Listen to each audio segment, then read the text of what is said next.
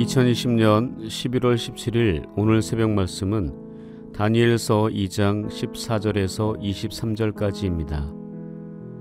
그때 왕의 근위대장 아리옥이 바벨론 지혜자들을 죽이러 나가매 다니엘이 명철하고 슬기로운 말로 왕의 근위대장 아리옥에게 물어 이르되 왕의 명령이 어찌 그리 급하냐 하니 아리옥이 그 일을 다니엘에게 알림해 다니엘이 들어가서 왕께 구하기를 시간을 주시면 왕에게 그 해석을 알려드리리이다 하니라. 이에 다니엘이 자기 집으로 돌아가서 그 친구 하나냐와 미사엘과 아사랴에게 그 일을 알리고 하늘에 계신 하나님이 이 은밀한 일에 대하여 불쌍히 여기사 다니엘과 친구들이 바벨론의 다른 지혜자들과 함께 죽임을 당하지 않게 하시기를 그들로 하여금 구하게 하니라. 이에 이 은밀한 것이 밤의 환상으로 다니엘에게 나타나 보임에 다니엘이 하늘에 계신 하나님을 찬송하니라. 다니엘이 말하여 이르되 영원부터 영원까지 하나님의 이름을 찬송할 것은 지혜와 능력이 그에게 있음이로다. 그는 때와 계절을 바꾸시며 왕들을 폐하시고 왕들을 세우시며 지혜자에게 지혜를 주시고 총명한 자에게 지식을 주시는도다. 그는 깊고 은밀한 일을 나타내시고 어두운 데에 있는 것을 아시며 또 빛이 그와 함께 있도다. 나의 조상들의 하나님이여 주께서 이제 내게 지혜와 능력을 주시고 우리가 주께 구한 것을 내게 알게 하셨사오니 내가 주께 감사하고 주를 찬양하나이다. 곧 주께서 왕의 그 일을 내게 보이셨나이다 하니라. 흔들리지 않고 피는 꽃이 어디 있으랴. 이 세상 그 어떤 아름다운 꽃들도 다 흔들리면서 피었나니 흔들리면서 줄기를 곧게 세웠나니 흔들리지 않고 가는 사랑이 어디 있으랴. 이 세상 그 어떤 빛나는 꽃들도 다 젖으며 피었나니 바람과 비에 젖으며 꽃잎 따뜻하게 피었나니 젖지 않고 가는 삶이 어디 있으랴. 방금 읽어드린 도종환 시인의 시처럼 흔들리지 않고 피는 꽃이나 흔들리지 않고 가는 사랑이나 젖지 않고 가는 삶은 없을 것입니다.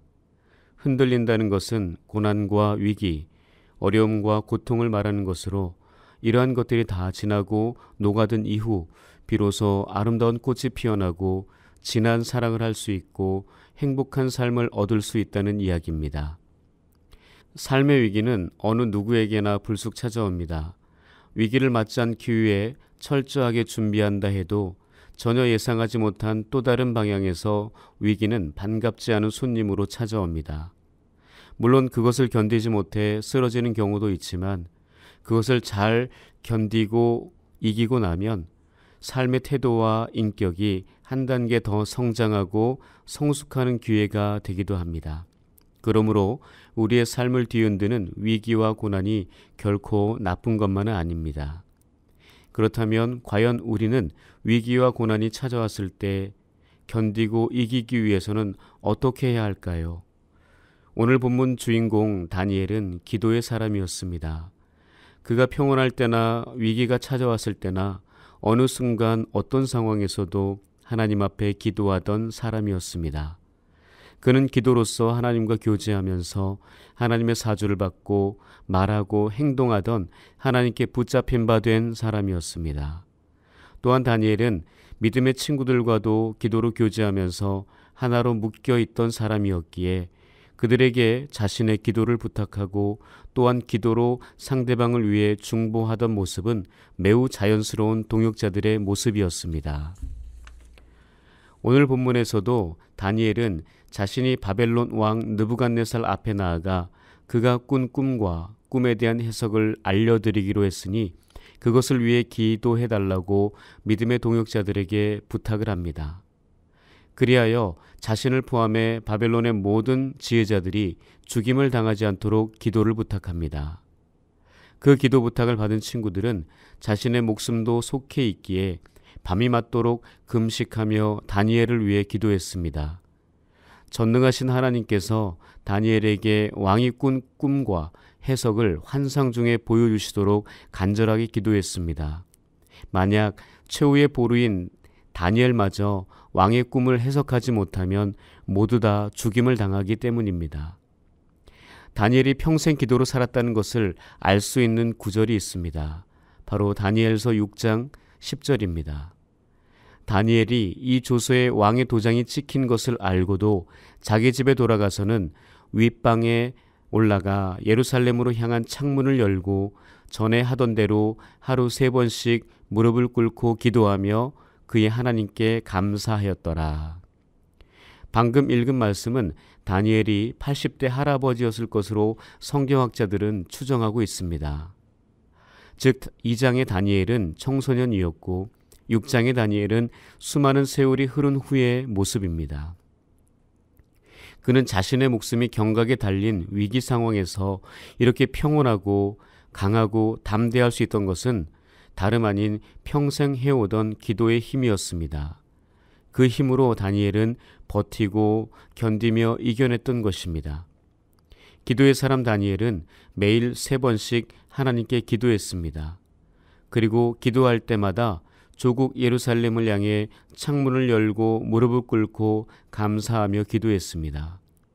아마도 다니엘의 이 모습은 오직 하나님을 향해 마음의 창문을 열고 장애물 없이 기도했다는 것으로 생각됩니다. 이렇게 기도하는 다니엘의 모습은 한순간에 이루어진 것이 아니라 바벨론 포로로 끌려오던 소년 때부터, 아니 그 이전부터 기도로 단련된 기도의 사람이었음을 증명하는 것입니다. 그리고 오늘 본문에서도 다니엘은 기도로 모든 일들을 만들어가는 것을 보게 됩니다. 개인적으로도 기도하지만 믿음의 친구들에게 기도를 부탁하여 함께 연합하여 기도합니다. 그들은 같은 마음을 가지고 함께 기도하는 영적으로 교통하는 관계의 동역자들이었습니다. 그들은 서로를 위해 중보로 기도하는 것이 얼마나 중요하고 그 능력이 얼마나 대단한지 아는 이들이었습니다. 사도행전 12장에 보면 헤롯 왕이 손을 들어 교회와 교인들을 해하려 하여 요한의 형제 야고보를 칼로 죽이고 베드로를 잡아 옥에 가둡니다. 이에 교회는 베드로를 위하여 간절히 하나님께 기도합니다. 이때 옥에 갇혀 두 쇠사슬에 매여 있던 베드로에게 기도 응답의 역사가 나타납니다. 주의 사자를 통해 베드로를 묶고 있던 쇠사슬이 벗어지고 닫혀있던 쇠문이 열려 감옥을 빠져나오는 기적의 역사가 일어납니다. 기도의 능력을 알 수 있는 좋은 이야기입니다. 17세기 청교도의 거장인 토마스 왓스는 묵상이라는 책에서 기도에 대해 이렇게 정의합니다. 기도는 하나님의 귀를 즐겁게 하고 하나님의 마음을 높게 하며 하나님의 손을 펴게 한다고 하면서 그 기도를 그치는 사람은 하나님을 두려워하기를 그치는 사람이라고 말합니다. 우리는 이러한 기도를 멈추면 안 됩니다. 다니엘처럼 멈추지 않는 기도의 열정을 회복해야 합니다. 그 기도는 칠흑 같은 어두움, 고난의 캄캄한 터널 속에서도 소망의 촛불이 됩니다. 종교개혁자 칼빈은 어려운 환경에서 기도하고 싶은 마음마저 없다면 우리는 짐승만도 못한 사람들이 아닐 수 없다라고 했습니다. 또한 조지 뮬러는 늙어갈수록 기도를 더 많이 하라. 그러해야 신령한 일에 냉랭해지지 않는다라고 했습니다. 우리는 시간이 흐를수록 늙어갑니다. 그 흐름만큼 기도로 살아내야 합니다. 그렇지 않으면 하나님의 일에 나태해지고 영적인 감각이 무뎌지고 맙니다. 그래서 위기가 와도 기도하지 않게 되어 짐승만도 못한 허무한 인생이 되고 마는 것입니다.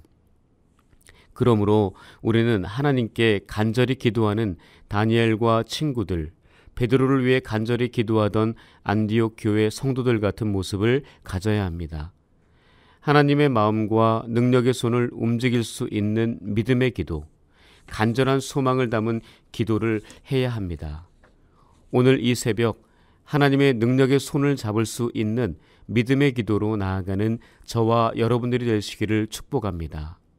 지난 주일 연동의 강단에서 선포된 말씀처럼 가로 서말은 우리가 준비해야 합니다. 우리가 하나님 앞에서 간절하게 부르짖는 것이 가루 서말이라는 생각을 합니다. 그 가루 서말과 같은 기도 위에 하나님께서 응답으로 누룩을 부어 부풀게 하는 기적의 역사를 만들어 가실 것을 확신합니다. 이를 위해 기도의 골방에서 스스로 기도하고 평일 새벽 기도회, 토요 새벽 기도회, 수요 기도회 교회로 나와 간절하게 기도하고 또한 함께 합심하여 통성으로 기도할 때 하나님의 누룩과 같은 기적의 역사가 일어날 줄 믿습니다. 기도는 우리 믿음의 표현입니다. 기도가 살아있는 사람은 믿음의 사람이고 믿음의 사람은 기도하는 사람입니다. 바라기는 오늘 하루 오직 예수 안에서 다니엘과 그 친구들처럼 순결한 믿음으로 간절하게 기도하여 그 기도에 신실하게 응답하시는 하나님을 경험하는 저와 여러분들이 될 수 있기를 주님의 이름으로 간절히 축복합니다. 다 함께 기도하겠습니다. 아무것도 염려하지 말고 오직 모든 일에 기도와 간구로 너희 구할 것을 감사함으로 하나님께 아뢰라. 그리하면 모든 지각에 뛰어난 하나님의 평강이 그리스도 예수 안에서 너희 마음과 생각을 지키시리라. 우리의 기도를 들으시고 그 간구에 신실하게 응답하시는 하나님, 염려와 근심, 걱정과 불안 속에 살지 않고 모든 일에 기도와 간구함으로 살아내신 주님의 모습을 닮아가게 하옵소서. 새벽 미명에 일어나 한적한 곳으로 가셔서 아버지 하나님과 영적인 교제를 나누신 주님, 모든 사역을 기도로 준비하시고 행하셨던 주님, 또한 밤이 맞도록 간절함으로 눈물로 땀방울이 핏방울이 되도록 기도하셨던 주님, 내가 원하는 방법이 아닌 아버지의 방법과 뜻대로 되기를 원하며 기도하셨던 주님의 모습을 본받아 우리도 그렇게 기도하게 하옵소서. 어떠한 시련과 고난의 파도가 세차게 몰아쳐도 강인하게 버텨낼 수 있는 믿음의 기도를 하게 하옵소서. 코로나19로 인한 삶의 위기와 고난, 아픔과 슬픔이 계속되고 있습니다.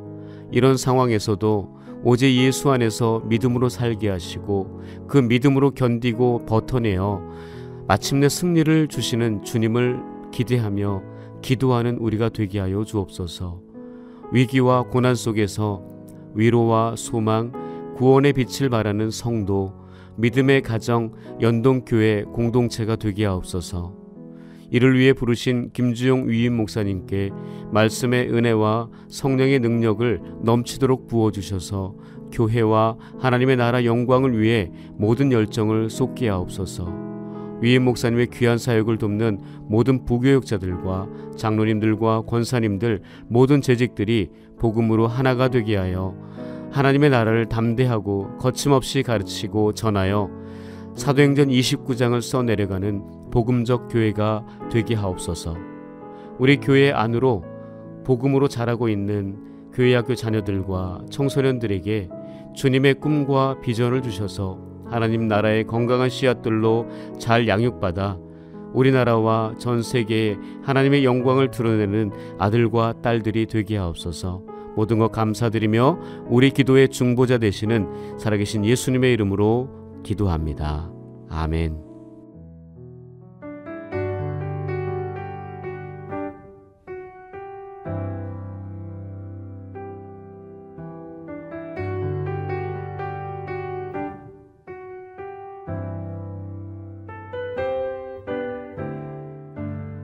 따스한 성령님 마음으로 보내 내 몸을 감싸며 주어지는 평안함 만족함을 느끼네.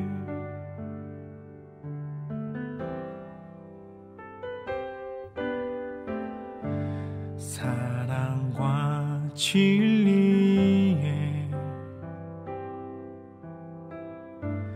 한 줄기 빛보내 내 몸을 감싸며 주어지는 평안함 그 사랑을 느끼네. 부르신 곳에서 나는 예배하네. 어떤 상황에도 나는 예배하네. 부르신 곳에서 나는 예배하네. 어떤 상황에도 나는 예배하네.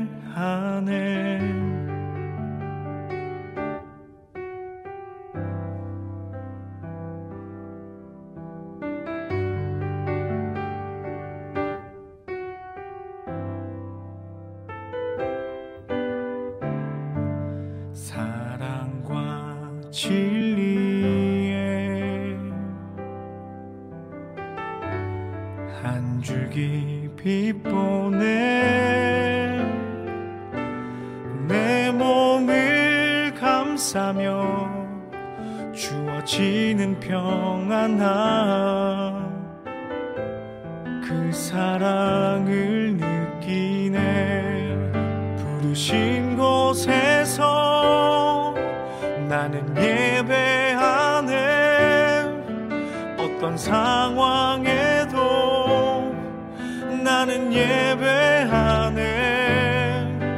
부르신 곳에서 나는 예배하네. 어떤 상황에도 나는 예배하네.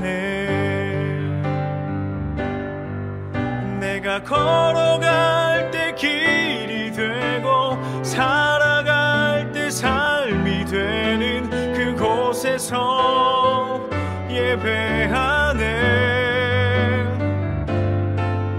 내가 걸어갈 때 길이 되고 살아갈 때 삶이 되는 그곳에서 예배하네.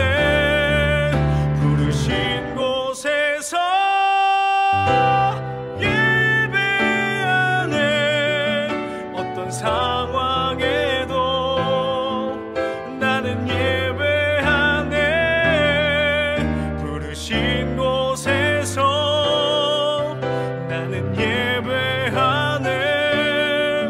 어떤 상황에도 나는 예배하네. 어떤 상황에도 나는 예배하네.